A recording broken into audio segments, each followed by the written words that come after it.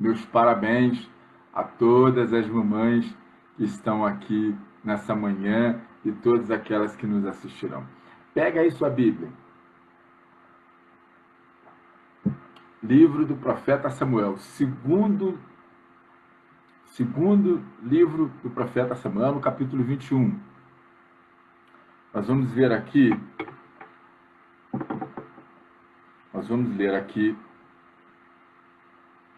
a partir do versículo 7. Vamos ler aqui a partir do versículo 7, que diz assim: O rei poupou Mefibosete, filho de Jonatas e neto de Saul, por causa do juramento feito perante o Senhor entre Davi e Jonatas, filho de Saul. Mas o rei mandou buscar Armoni e Mefibosete, os dois filhos de Rispa, filha de Aiá, tinha dado a Saul. Com eles também os 5 filhos de Merabe, filha de Saul, tinha dado a Adriel, filho de Barzilai, de Meolá. Ele os entregou aos gibeonitas, que os executaram no monte perante o Senhor. E 7 foram mortos ao mesmo tempo nos primeiros dias da colheita de cevada. Então, Rispa, filha de Aiá, pegou um pano de saco e o estendeu para si sobre uma rocha.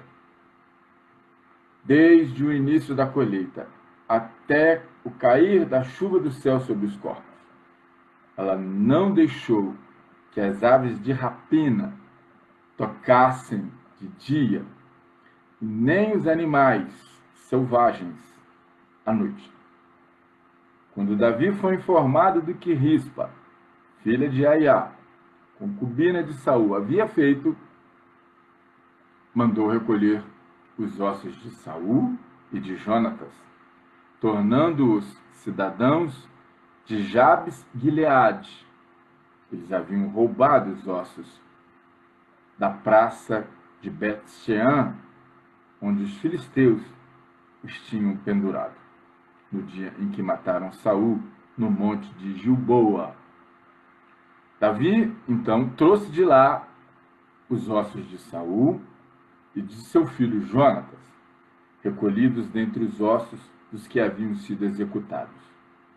Enterraram os ossos de Saul e de Jonatas no túmulo de Quis, pai de Saul, e Zelá, na terra de Benjamim, e fizeram tudo o que o rei tinha ordenado. Depois disso, Deus respondeu às orações em favor da terra de Israel. Muito bem. Eu vou primeiro fazer, como eu sempre faço, aqui uma introdução, uma pequena introdução com o contexto histórico para que você possa entender, para que você possa se situar no tempo e no espaço em relação a essa passagem que está colocada no segundo livro do profeta Samuel. Então, eu quero falar com você que Rispa é um nome muito pouco conhecido, uma mulher muito pouco conhecida. Rispa era casada com Saul quando ele era rei.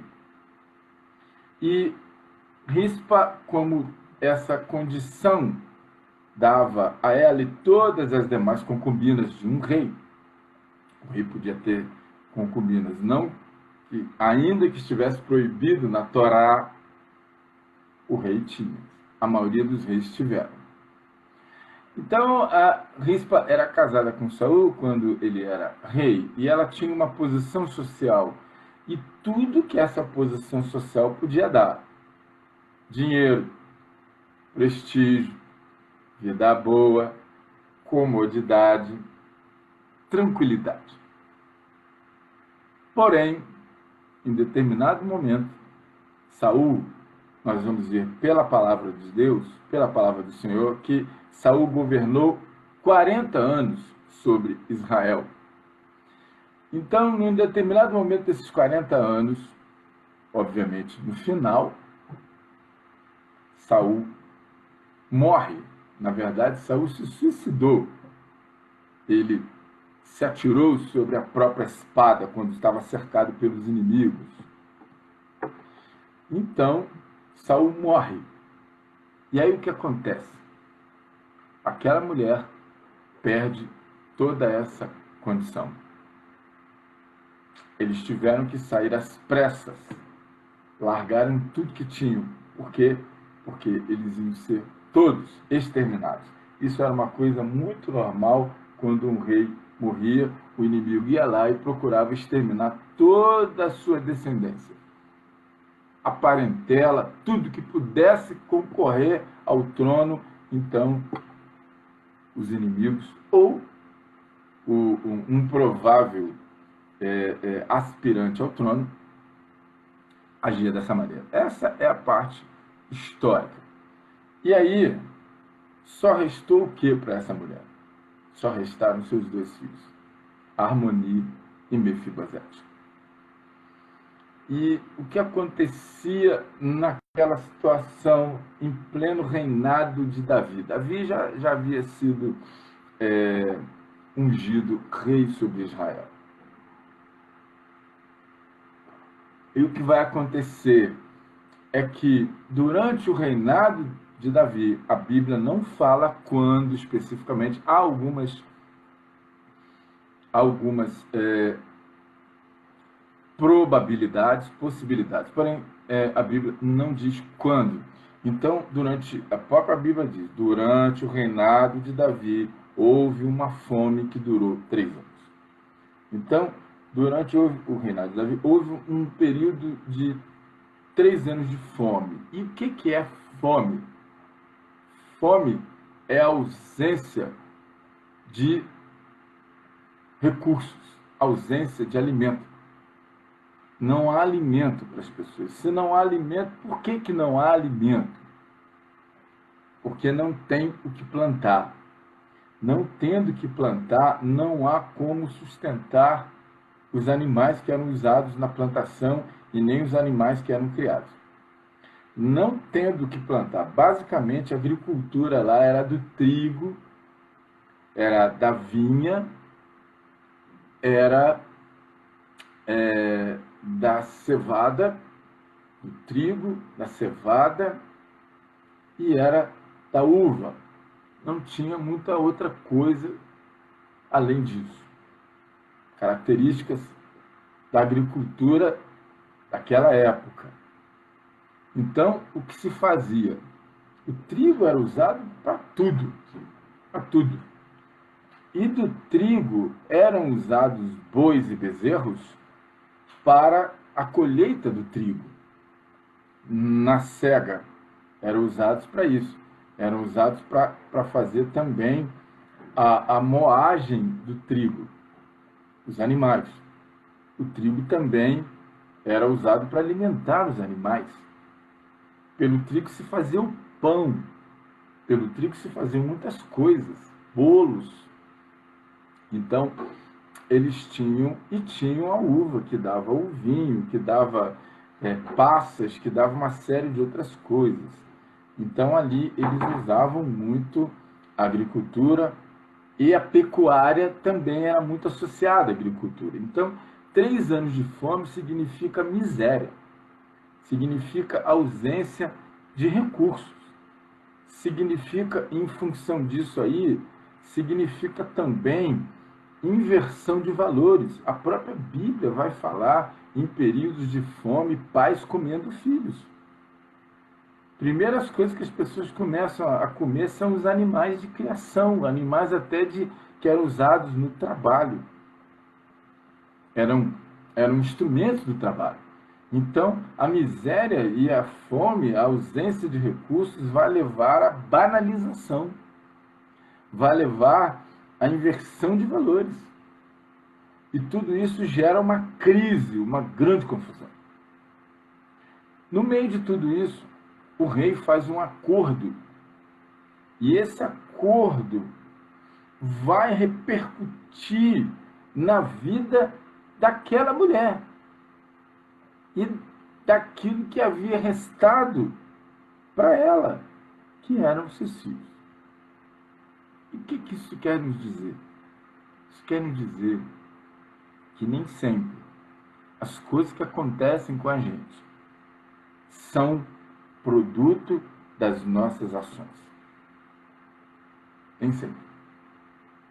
Nem sempre aquilo que acontece de ruim comigo ou com você, e de repente pode ser o que você está passando, que você pensou, que você está passando por problemas os quais você não fez nada para que eles acontecessem. Diretamente você olha para o problema, olha para trás e você não vê uma causa onde você pudesse ter agido de forma ativa para que aquilo pudesse ter acontecido, por ter feito ou por não ter feito. Então tem coisas que vão repercutir na nossa vida que não tem explicação. E aí você olha e você vai ver que não tinha como você controlar coisas que acontecem que você vai ver que não tinha como você fazer nada. Você simplesmente foi arrastado para aquele problema. Aí você mergulha numa crise também mental. Você mergulha numa crise também espiritual. O que esse texto está nos falando profeticamente? O que Deus está falando através desse texto para mim e para você é que o rei vai permitir que os filhos de Rispa fossem enforcados. Era a decorrência natural da história. E aí você vai perguntar, tá, pastor, e o que é que eu tenho a ver com isso? Por que que isso aconteceu comigo? A primeira pergunta que vem na mente das pessoas é sempre essa. Por que isso está acontecendo comigo? Eu não fiz nada para isso acontecer, não que eu me lembre de ter feito ou ter deixado de fazer. O que você tem a ver com isso? Aí eu vou dizer tudo. E ao mesmo tempo vou dizer nada. A primeira coisa que eu vou dizer para você é nada. Você não tem nada a ver com isso. Porque você não fez nada para isso. E se eu respondo isso para você, você vai dizer, ah, então Deus é injusto. Por que Deus deixou isso acontecer comigo? Aí eu vou dizer, você tem tudo a ver com isso. Por quê? Porque o rei permitiu, aquela situação vai repercutir na vida daquela mulher que já estava passando por uma privação.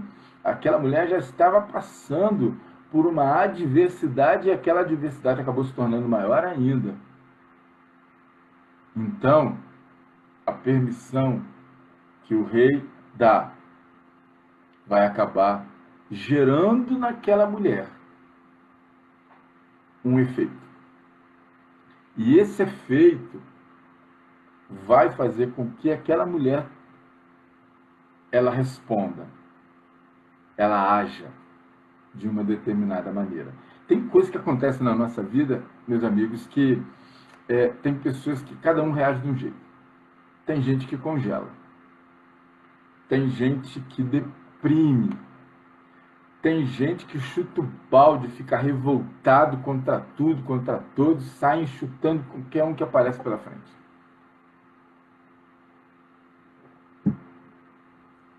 Mas tem pessoas que vão estender o pano sobre a rocha. Oh, aleluia! Tem pessoas que vão estender o pano sobre a rocha. Tem pessoas que vão olhar além das circunstâncias. A Bíblia nos diz, em Romanos, capítulo 8, versículo 28, diz: tudo trabalha para o bem daqueles que amam a Deus, daqueles que são chamados para os seus propósitos.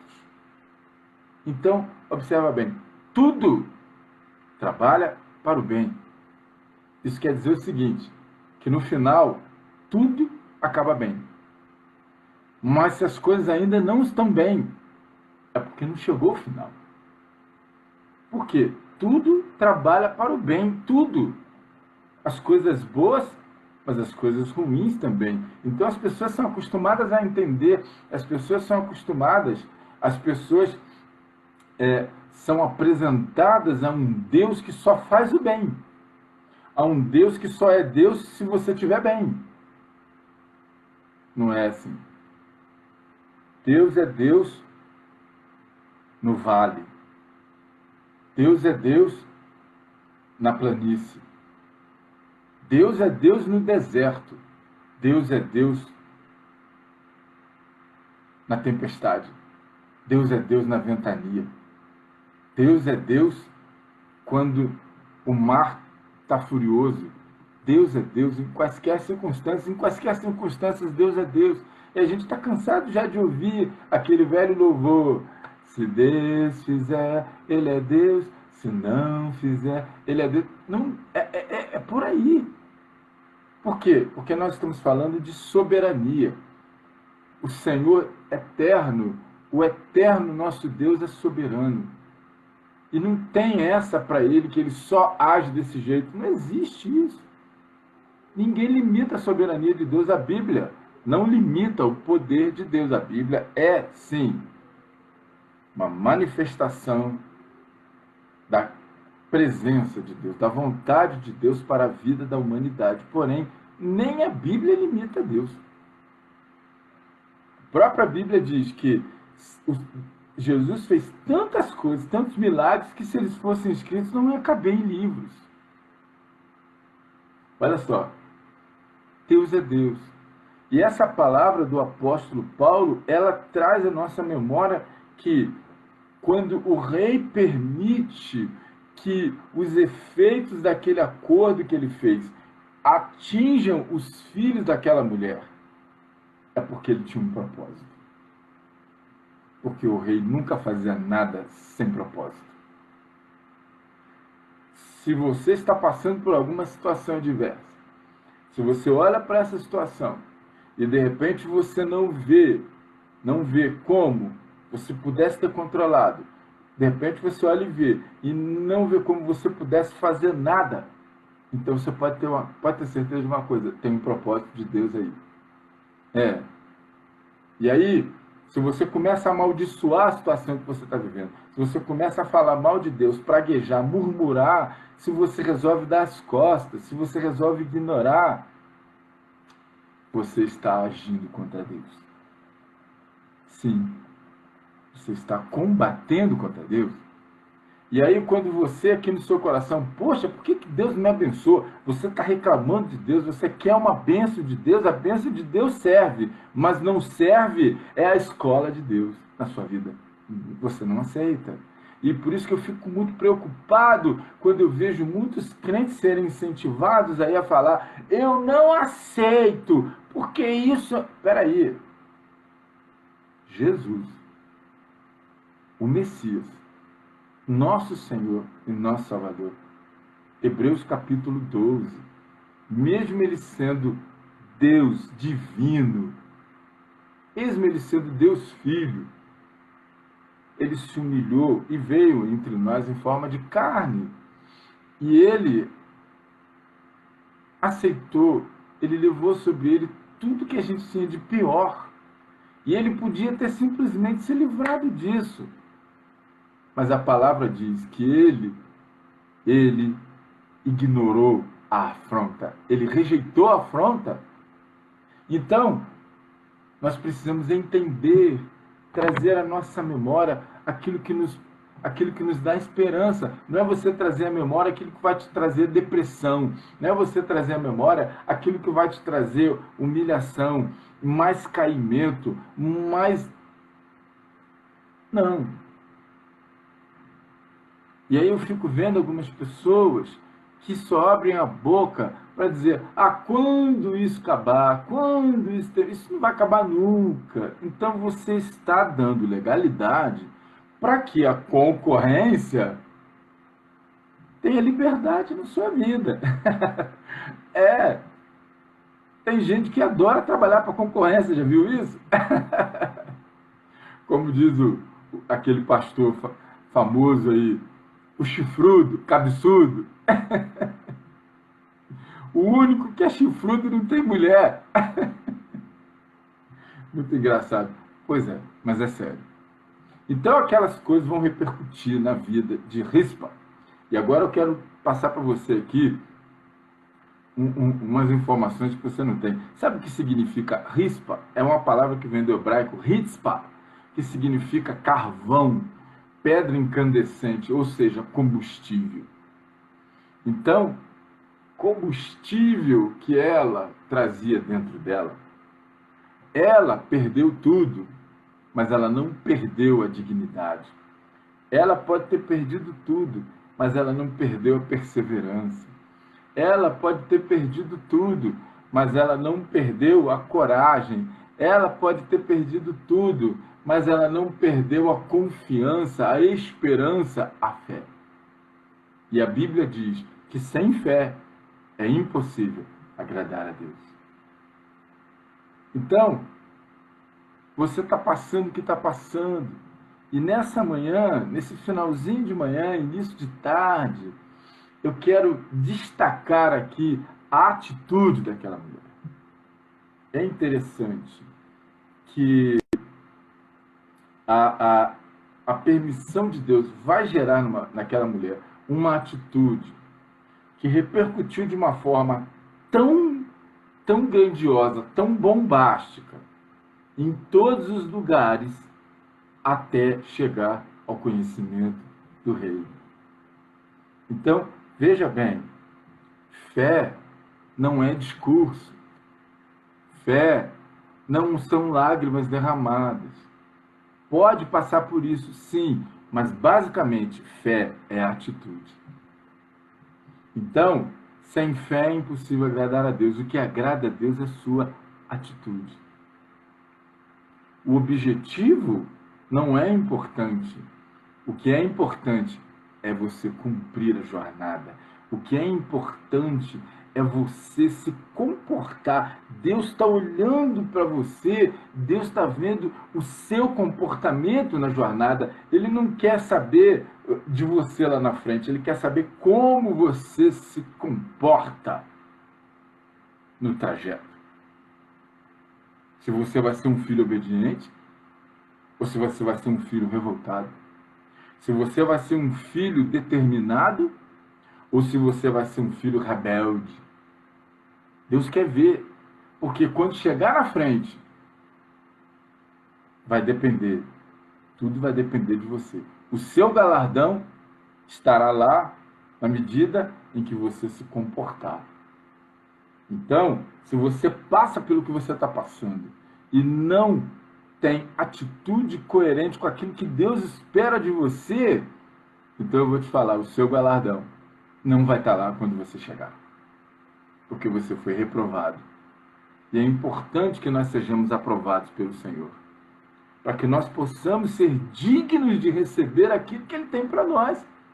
Olha bem, no que depender de Deus, você já venceu. Aleluia! Ô, glória! Pode dar glória aí. No que depender de Deus, vós sois mais que vencedores. Então, naquilo que depender de Deus, você já venceu. Então, depende de quem? Só depende de mim e de você. E aí, aquilo que para você é tempo, para Deus é tratamento.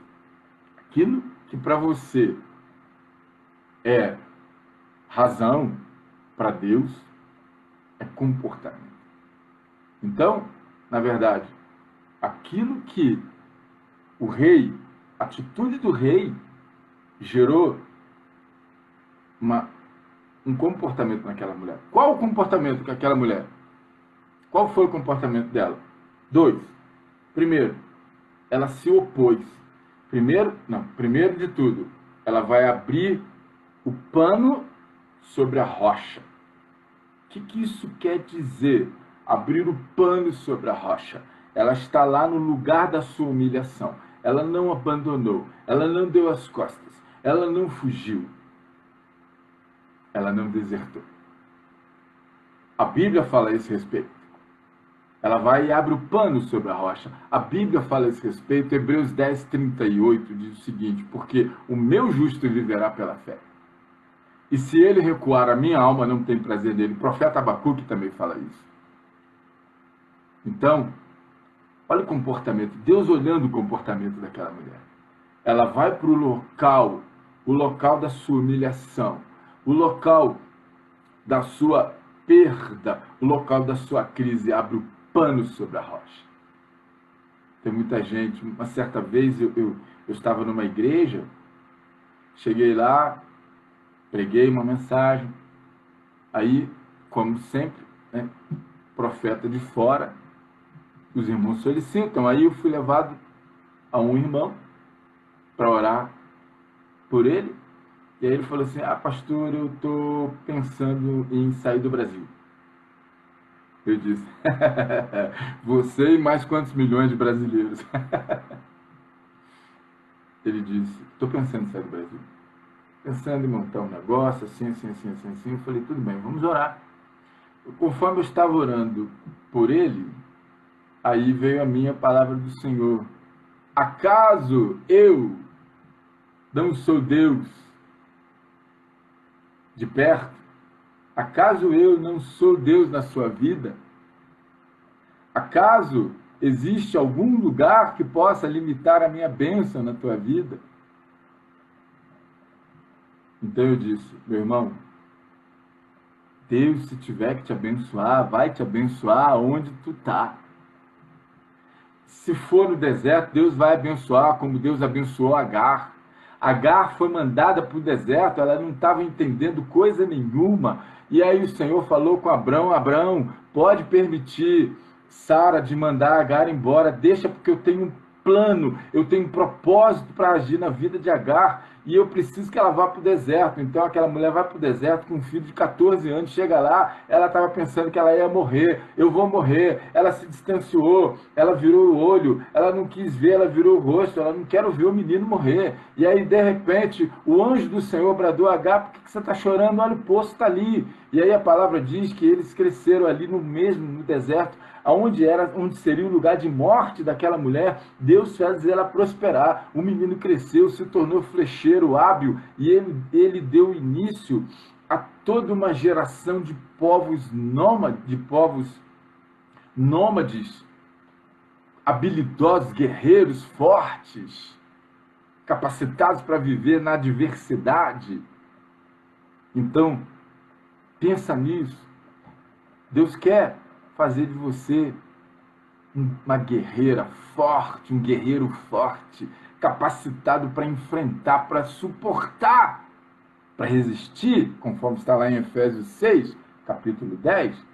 No mais, irmãos meus, fortalecei-vos no Senhor e na força do seu poder. Então, Agar pensou que fosse morrer.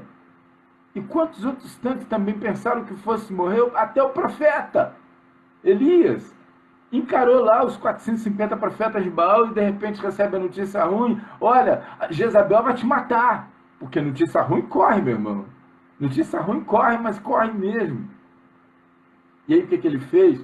Ele larga o moço, ele larga o ajudante dele e vai para o deserto. E quando ele chega lá no deserto, tinha uma árvorezinha lá, um zimbro, ele entra debaixo e diz: Senhor, eu não sou melhor do que os meus pais, tira a minha vida. Ele pediu para morrer. E, no entanto, Deus não permitiu, porque Deus é Senhor da vida e da morte também. Então, Deus não permitiu. Ele deitou a cabeça numa pedra e o anjo do Senhor foi lá e levou pão cozido na brasa e água. Pão, palavra, água, refrigério. A palavra junto com o refrigério, a palavra traz o refrigério. E o Espírito Santo, a palavra de Deus. Muita gente está indo para culto de busca do Espírito Santo, muita gente está indo para campanha de busca do Espírito Santo. Olha, eu vou falar uma coisa para você aqui, nessa manhã.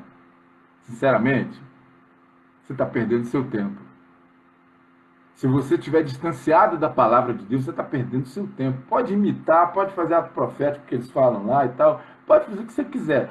A palavra do Senhor é que nos aproxima do Espírito Santo de Deus. Mas como você está falando isso, pastor Rodenir? Eu vou falar para você. João, capítulo 14, versículos 21 e 23. Leia aí. Eu não vou ler aqui, eu quero que você leia. Aquele que tem os meus mandamentos e os guarda, esse é o que me ama. E ele será amado de meu Pai. Eu virei para ele e me manifestarei a ele. Quem me ama, guarda os meus mandamentos. E será amado de meu Pai. E nós viremos para ele e faremos nele morada. Então a palavra de Deus é que tem o poder de nos aproximar do Espírito Santo de Deus. Quer ter mais o Espírito Santo de Deus? Abre um espaço na sua vida para a palavra de Deus. Quer ter o Espírito Santo de Deus? Age, pensa de acordo com a palavra de Deus. Quer ter mais o Espírito Santo de Deus? Obedece a palavra do Senhor. Se você estiver vazio da palavra de Deus, você pode participar de trocentas mil campanhas. Não vai rolar. Não vai. Porque o Espírito Santo, o Senhor Espírito Santo, não age contra a palavra. O Deus Espírito Santo não age contrariamente à palavra. Não age em achismo. Ele age em consonância. Ele age de acordo com a palavra. Então, o que eu quero dizer para você nessa manhã, conforme eu estou te falando, até o profeta pensou que fosse morrer. Olha só. O Senhor Jesus, olha só, Yeshua, o Mashiach, o nosso Senhor, o nosso Messias, o nosso Salvador, o Cristo, ele foi levado para o deserto. E a palavra diz que foi impulsionado para o deserto e foi provado lá.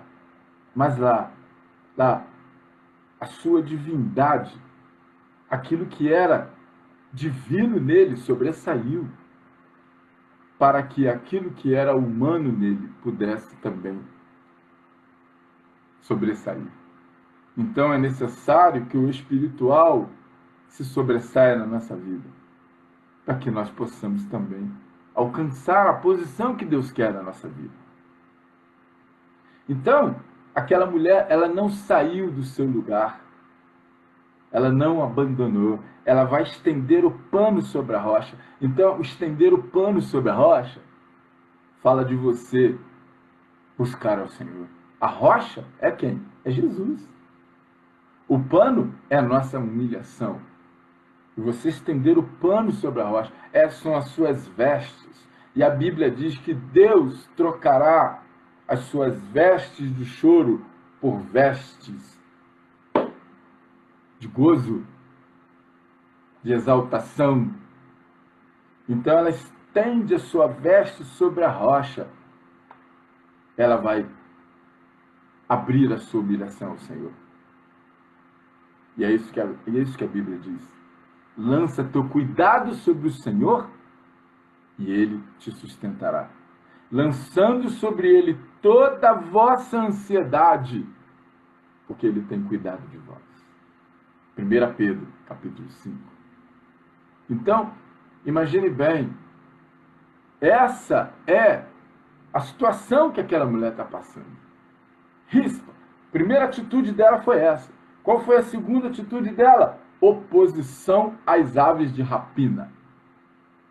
A Bíblia diz que ela impedia que as aves de rapina avançassem sobre os corpos, sobre aquilo que ela tinha de mais precioso. Então, veja bem, nós não podemos impedir que as aves sobrevoem sobre a nossa cabeça, mas você tem a obrigação de não deixar que elas façam ninho. Ideias, pensamentos que não têm parte com Deus não podem ficar na sua cabeça. Quem manda na sua mente é você. Então essas ideias que você tem, de que não vai suportar, de que não dá mais, de que isso tudo é perda de tempo, de que você já está derrotado, de que você nasceu para sofrer, de que você não pode, de que você... Olha, é em nome do Senhor Jesus Cristo, o Messias, eu digo para você, repreende isso, estende o teu pano sobre a rocha, porque isso não tem parte com o Senhor. Isso aí é o inimigo da tua salvação que está aproveitando a brecha que você está dando para acabar de te derrubar. O nosso maior inimigo não é Satanás, porque a Bíblia diz que ele já está derrotado e a Bíblia fala muito claramente em Apocalipse qual será o destino dele. O problema é você e a sua cabecinha fraca, mente fraca. Não aluga seus ouvidos para derrotado. Não aluga seus ouvidos para revoltado. Não aluga seus ouvidos para gente que não quer saber de Deus. Não aluga seus ouvidos para gente que não tem entendimento. Se você não entende, entra aqui todo domingo às 11 horas que você vai entender.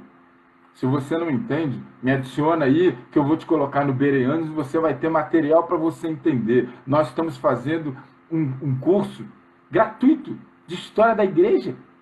Está lá se você quer entender. Aí a gente vê sempre pouca gente.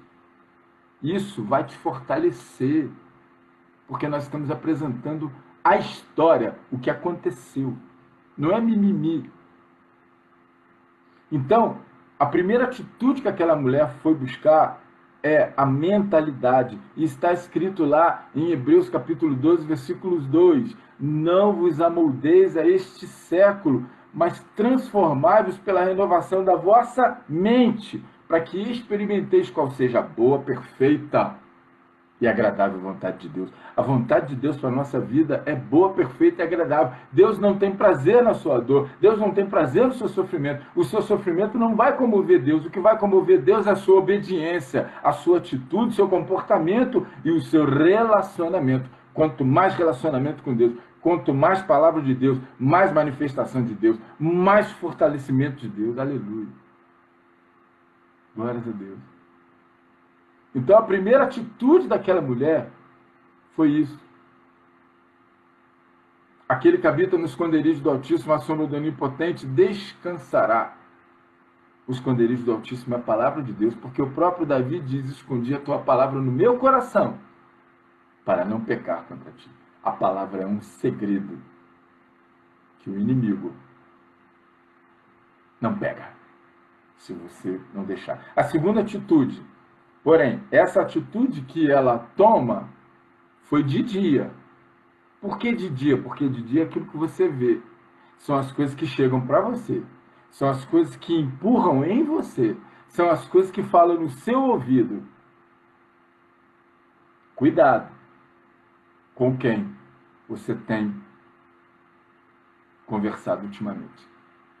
Cuidado com as pessoas com quem você tem se orientado. Cuidado com as pessoas com quem você tem desabafado.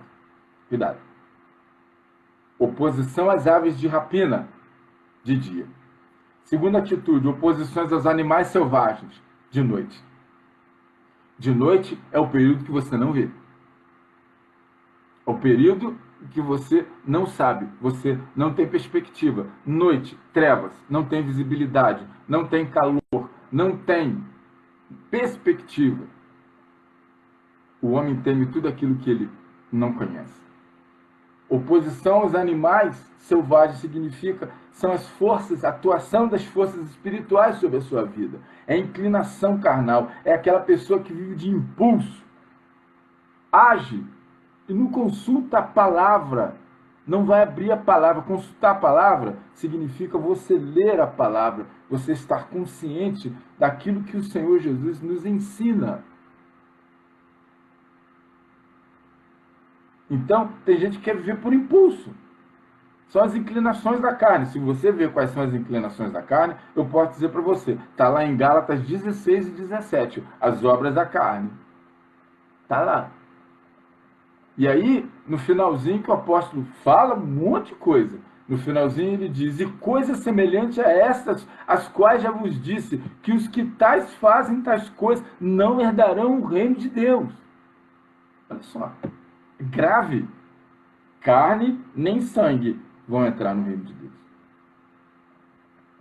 Então, Para encerrar aqui nosso estudo, a nossa...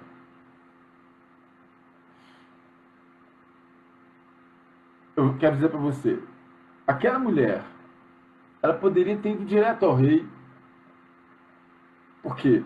Porque ela tinha um status, o rei podia ter morrido, mas Davi sabia.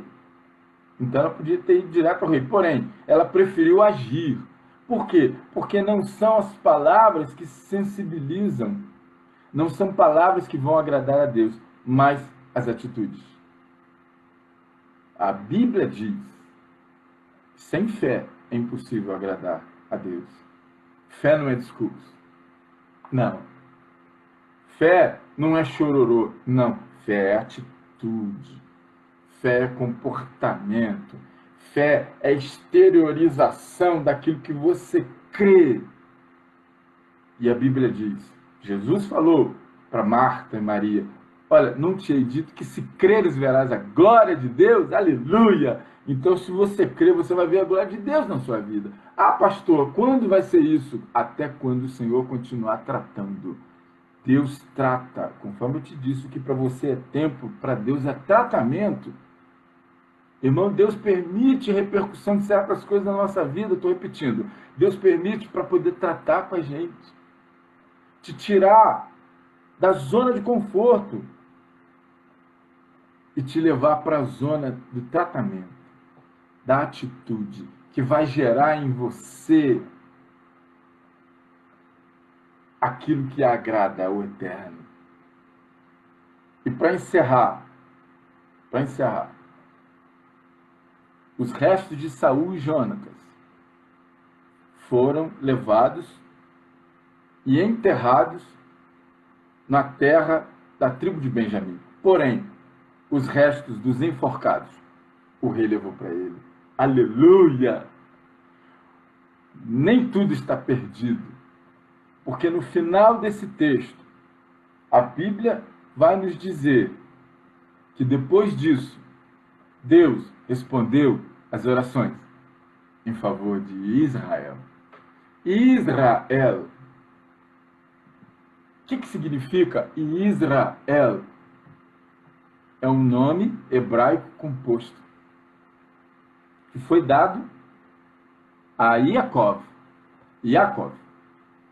Israel significa aquele que lutou com Deus e prevaleceu. Aleluia! As orações aqui está escrito que Deus respondeu as orações em favor da terra de Israel. Porém, eu quero dizer para você que o significado dessa palavra Israel significa aquele que lutou com Deus, aquele que luta com Deus e prevaleceu. Então, isso quer dizer o seguinte, que se você não abandonar, se você não murmurar, se você guardar essa palavra no seu coração, se você batalhar com Deus, mas não contra Deus, você vai vencer. As suas orações não são em vão. O seu esforço não é em vão.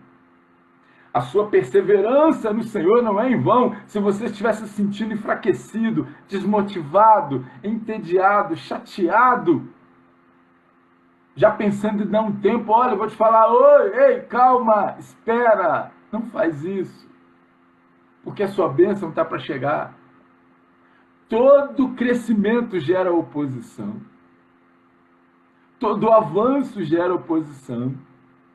E o derrotado sabe que o que ele puder tirar de você, o que ele puder te atrasar, o que ele puder te desanimar, o que ele puder botar de mentira na tua cabeça, ele vai fazer. É disso que o inimigo se alimenta. Da tua tristeza, da nossa derrota. Para encerrar, eu vou contar aqui uma experiência que eu vivi essa semana. Eu fui atender um cliente aí em Três Rios. E eu já vim atendendo esse cliente virtualmente aqui, o WhatsApp e tal, já há quase um mês. E lá naquele dia, a cliente chega e diz para mim: ah, doutor, eu resolvi pensar melhor. Eu vou conversar com meu esposo. Eu falei: poxa, mas nós estamos tratando há tantos dias. Ela falou: ah, não, eu vou pensar melhor. Eu falei: então vamos fazer o seguinte, eu conheço esse discurso de pensar melhor, tá? Então, poupa meu tempo. Se a senhora vai desistir, então fala logo que a senhora não quer saber mesmo e acabou, tá tranquilo, a senhora não me deve nada. Ela, não, não, eu vou pensar, doutor. Tá certo, tudo bem. Aí eu me senti mal. Eu não sei por que eu me senti mal com aquilo, mas eu me senti mal. Eu me senti usado. Eu me senti um inútil. Eu me senti um fracassado, um derrotado. Engraçado, justo eu, que me considero otimista por natureza. E eu cheguei em casa. Eu fui falando, né, Senhor, ó, quer saber mais não. Esse pessoal não quer saber mais. Sabe, tá tudo arrebentado. Eu vou largar isso tudo de mão. E fui eu murmurando com Deus. Fui eu reclamando com Deus. Acordei de madrugada e continuei reclamando. Aí, até bloqueei a pessoa. Bloqueei a pessoa. Fiquei muito irado, sabe? Muito irado. Aí a pessoa mandou um SMS para mim e falou assim: doutor, o senhor vai embora que dia? Lá pelas... O quê? De tarde. Eu falei, olha, eu vou... Por que tá perguntando por quê? Aí eu já comecei a ficar meio... Tá perguntando por quê? Aí ela disse o seguinte: não, porque eu preciso entregar o documento pro senhor. Já conversei aqui. E nós vamos contratar o senhor. Olha só. O choro pode vir por uma noite, mas a alegria vem pela manhã. E eu, mais uma vez, aprendi que o nosso Deus gosta de nos fazer surpresas. Mesmo na área profissional, qualquer que seja a área que você estiver, olha, confia no Senhor. Não se derrote por qualquer não. Não se derrote por coisas que aparentemente não têm solução. Veja bem, aquela mulher não estava preocupada com o que as pessoas iam pensar. Ela simplesmente foi para o lugar da humilhação dela, assentou, abriu a cabaninha dela ali, botou o pano em cima da rocha e fez a parte dela. Ela foi lá, mas já está morta, não tem mais jeito, olha. Aleluia. Jesus disse, eu sou a ressurreição e a vida. Todo aquele que crê em mim jamais morrerá. E todo aquele que vive e crê em mim não morrerá. Crês tu nisso? A última palavra é do Senhor. Não abre mão dessa palavra. Céus e terra passarão, mas a minha palavra jamais haverá de passar. A palavra do Senhor não pode passar na minha nem na sua vida. Porque isso depende. Disso depende a nossa vitória. Depende se essa palavra permanecer em nós. Amém? Glória a Jesus. Tia Cleusa, um beijo do meu coração, tia Kay. Um beijo, mamãe. E olha, abraçando você pelo dia de hoje, eu estou abraçando a todas as mamães da família, tá? A minha filha Priscila, estou abraçando. Abraço também para Miriam, minha irmã Miriam. Abraço para você também. Abraçando a você, Miriam. Eu também estou abraçando todas as mamães da sua família. Xixa, Richard.